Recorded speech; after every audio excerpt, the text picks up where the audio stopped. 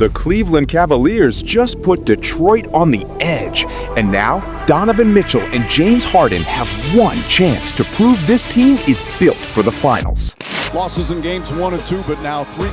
Special thanks to our Mike Breen, thank you very much. That's going to be some bus ride, 170 miles or so from Detroit back to Cleveland for all those that was fans. so exciting. That was a heck of a ball game right there. Overtime and a win for the Cleveland Cavaliers, who put the #1 seed in the East on the ropes heading into Game 6 in Cleveland. We have a gone fishing segment, and Kenny, That's actual wardrobe, y'all. Way back. Those are my hands, too. Black lumberjack. Those are my hands to match. With the hat.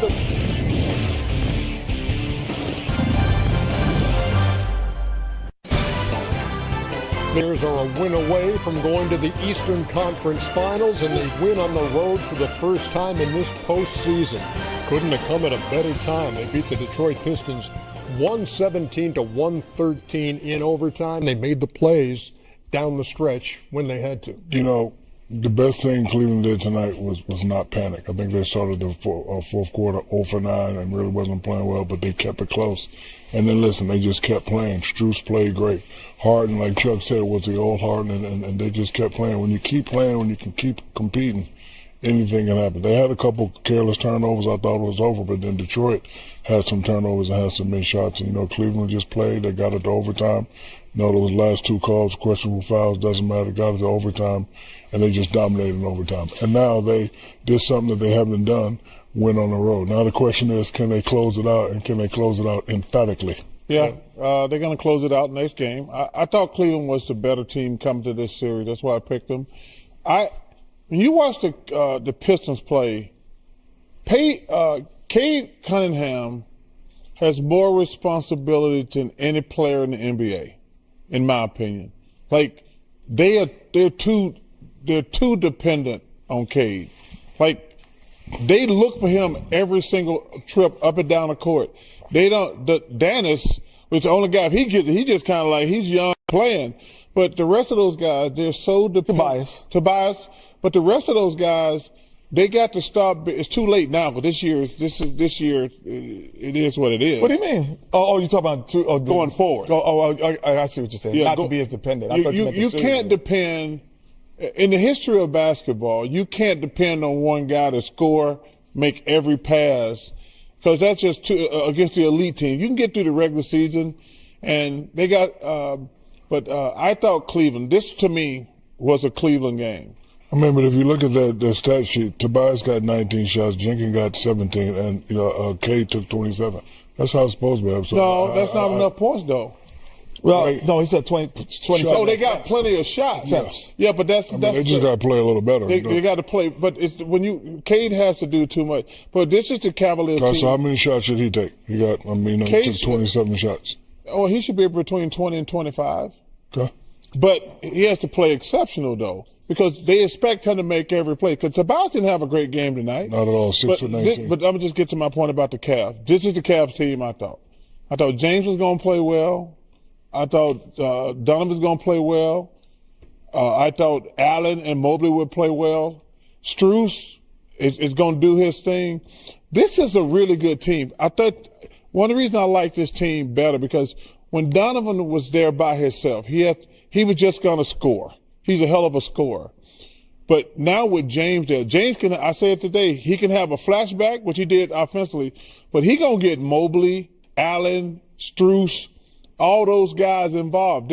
That's why I think this is a different team going forward. Yeah, this was a James Harden scoring 30 and going to the foul line 11 out of 14 for the stretch. And they played well, but both teams gave the other an opportunity to win.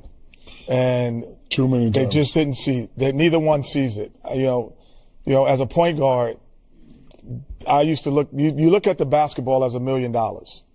You just don't give you $1 million to anyone, and you just don't throw it in the air at any time. You make sure that the person is ready to receive it, and that's the person you want. And if you look at both of these teams, James Harden at times and Donovan, they turn the basketball over. 20 points off turnovers in the first half. That's your hope if you're the Detroit Pistons. Cade Cunningham, down the stretch, turns as great as he is as a player.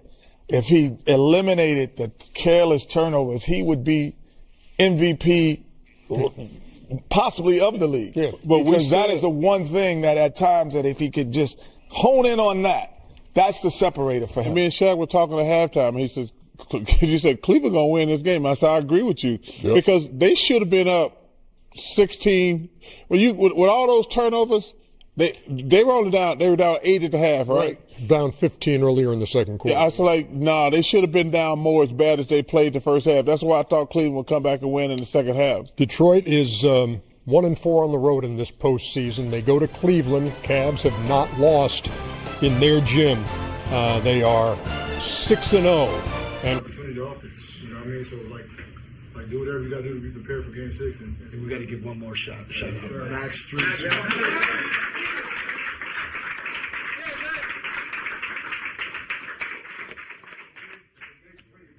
Big four, what do you got?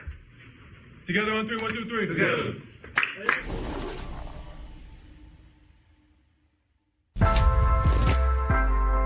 Cleveland Cavaliers a win away from the conference finals, and James Harden going for 30 tonight. The 50th time in his playoff career that he's gone for 30 or more, and they win it 117. 41 30-point games? And they talk about he don't play well in the playoffs. The 113. Well, he's had some bad games. That's why he's one or two. This is a game Detroit led by 9 with 3 minutes to play and couldn't hold on. Dennis Jenkins. So you know what I think about when I think of the Cavs and Pistons Game 5 in Detroit? What's that? 2007. Remember 2007? Oh, remember 25 straight points by LeBron James? That's 29 of their last 30. That's probably the best performance I've ever seen in person. Well, second person to me. Which one? I was on the court with Green when he gave it to David Robinson. This was incredible. That was something different too. Yeah, but this was because you were still playing at the time, but the three of us were sitting here, and when I saw you guys with your jaws on the floor, I knew we were watching something As a special. spectator, that was the first best I've ever seen. And I was sitting here saying, feel free to take the ball out of his hands. They tried. You got to get. He shot the ball. He scored 29 straight points. No, but he was going. They were running. He was running away from the double team, shooting fadeaways. Kenny always says that this is the moment in the season where you make a name for yourself. He came in the chosen one. He was playing great, but that performance right there kind of propelled him to his greatness. He was letting people know, hey, I'm here. I know there's Kobe and D Wade and all these guys, but my name is LeBron James, and this is what I could do. Yeah, he was like 22 years old. Yeah. And before that, he was still like offensively passive at times, and so. That was the first time where he just said, I think, and that I can remember, he was like, no, and as a pro, I'm going to take over that offensive load. I'm not going to let us lose tonight. That was beautiful to watch. And they won in double overtime. Yes. Yeah, it was a privilege to be there. And that was 19 years ago. That was then, and this is now. Well, he's got to be retired by now. Far from it. Who knows? The difference in Game 4 in Cleveland was a span of 5 minutes and 46 seconds to start the second half. The Cavs went on a 22-0 run, 15 of those by Donovan Mitchell. Cleveland remained perfect at home, 6-0, but they're 0-5 on the road, while the Pistons have won the last 5 in their gym. Here's what they're saying heading into Game 5. JB, not trying to get you caught up in anything, but 12 free throw attempts. It's unacceptable. It is. We didn't do enough, obviously, to help ourselves, but there's no way that one guy on their team shoots more free throws than our team. We're not a settle team. We're not a jump shooting team. It's frustrating, since Kenny made his comments publicly about, us. The whistle's changed in this series. It's just a different story, too. I know Game 5 is going to be tough, and it's in their place, but I think we made a stand, winning these 2 games. I think we figured some stuff out, especially offensively. So I think that gives us confidence going in there. I think our starters hadn't been great to start the games and start the halves, particularly on the defensive end. That's what led to easy opportunities, whether it's threes or layups. We ruined our bigs. And so we can be on the same page and get off to great starts like that to start the game or half. It's a different ball club. What we have, turnovers. 3. It's definitely sustainable. We got work to do, but I think we found some. We capitalized off game 3, and we got to be even better going into game 5 on the road. We're still learning, and that's the tough part about it. And this is a new environment for us, being in the second round, understanding what it takes to win at this level in this round for the first time. And I think we learned, from the Orlando series, what it's like to be down and the amount of urgency you have to play with. But now you're on the other side of it. And so now you're learning, how you have to slow that opponent who's playing with that type of urgency.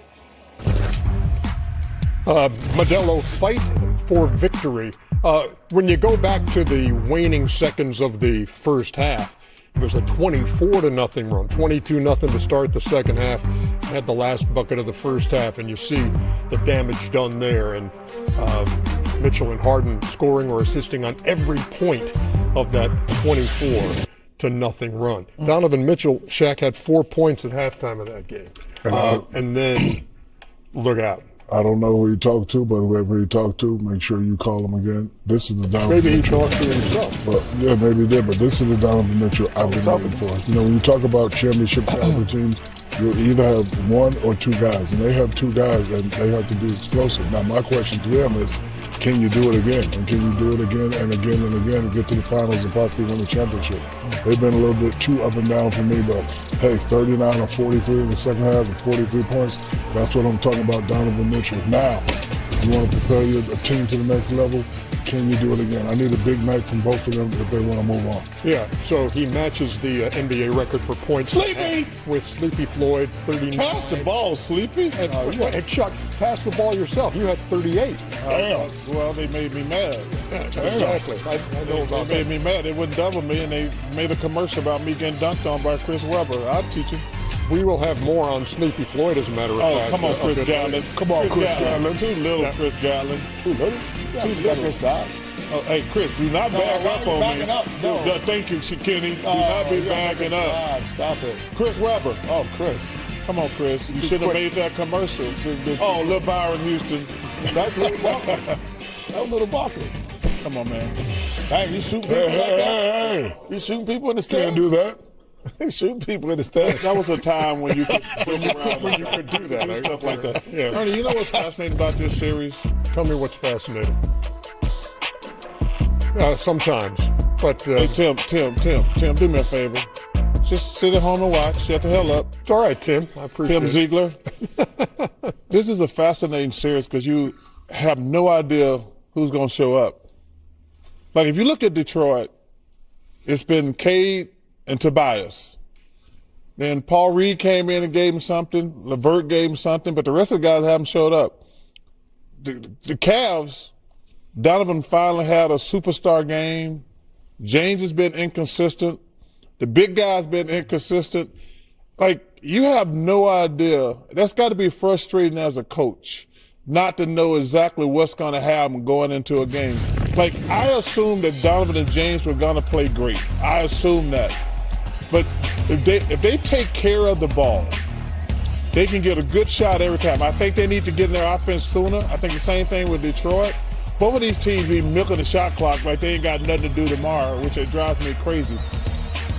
Get into your offense way sooner because this is just a heck of a shot, but it's still 5 seconds to go, and that's a hero shot. But I love to see him get in there. Duran has been so disappointing. I love that kid, but he's been so disappointed in the playoffs in general. Tobias Harris has been great, and Cade's been great.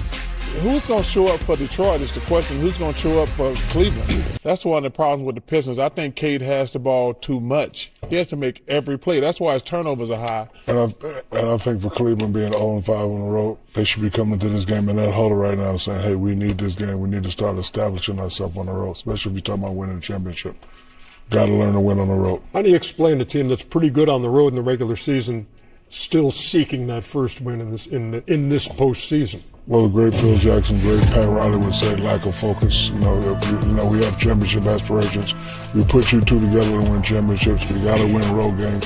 You got to be more focused. And when you turn the ball over, especially in certain situations, that's just a lack of focus. Yeah, there's no 500 teams that's going to win an NBA championship. That's crazy, though. 6-0 and 05, yes. No, not just the numbers. They averaging 20 points less. Yeah. That's on the road than they That's are what at home. shocked me, though. They said, like, man, 20 points is a lot. But Shaq had a great point. Kenny also. James got to have. Yeah. Well, it's going to be, like I said, All this hands is a on turnover deck. game today. Yeah. Do not turn the ball over for easy baskets. And you think about this Detroit team. Remember, they lost game 1 against Orlando in the first round at home, and that was 11 straight playoff losses at home. And now they haven't lost since. The confidence is there for Detroit in that gym. There's confidence there. You know, it's a great place to play, especially when you get the fans involved. You know, Tobias Harris has been playing great. I look for him to have a great game. I look for Cade to have a monster game, too. You know what Donovan Mitchell's been doing, too? Back to him, because he's the central figure for Cleveland. Getting to the free throw line. Mm-hmm. And you heard earlier, J.B. Bickerstaff talking about the disparity in game 4. I mean, Mitchell made more free throws than Detroit took in that game. Well, Donovan Mitchell is a 3-level scorer, threes, mid-range, and to the rim. But when he's at his best, he gets to the rim because he can overpower guards. So getting to the rim puts a lot of pressure on. But when you step back threes at times when he's missing, he's not putting pressure on the defense, even though he's scoring. So driving Mitchell is tough to guard.